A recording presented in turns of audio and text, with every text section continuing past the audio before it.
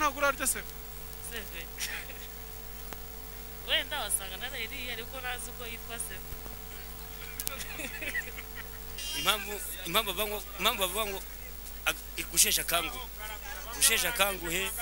ni ukuba uri umusaza mbega utangana n'urubyiruko ubu gushesha kanguhe nyine gushesha kanguhe none se iyo bwije bugacya ubwo buntu bari ubuki iyo bwije ubwo buntu bari ubuki ni nko kwibwa urumva akangaratete nukugwa mu bibazo mbega nukugwa mu bibazo kangaratete waguye mu kangaratete akangaratete ni ibibazo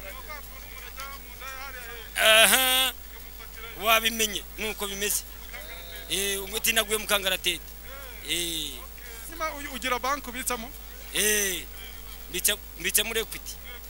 Equity bisobanuye iki rero Equity nzi ko ari banke nyafurika sura amajyambere ibintu nk'ibyo Equity bank ni bank ariko ni nyakenya ubanza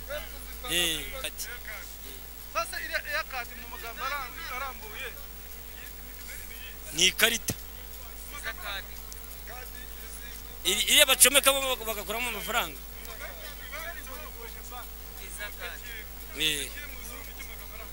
ATM rero ATM ntabwo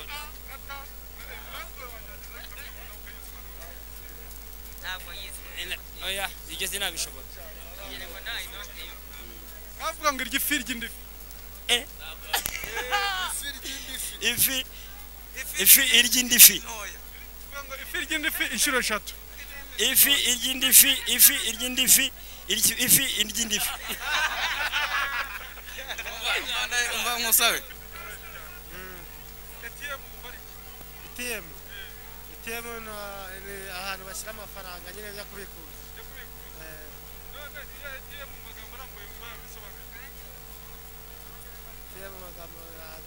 ni banki nyine yoroheje nyine ugenda ukakuzamo ikarita none se iyo bavuze ngo wifi wumva ari iki wifi uba ushaka kujya kuri interineti bose iyo bavuze ngo wifi wumva ari iki ntabwo mbizi uri umuntu w'umusirimu ntabyo nzi hanyuma se ATM urayizi nayo ntayo nzi ntayo nzi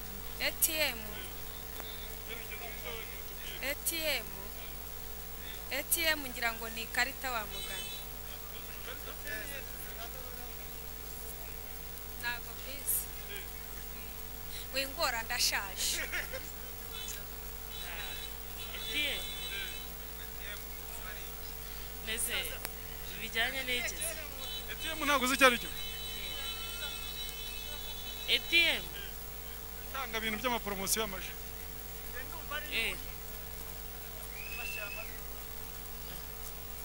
byo muri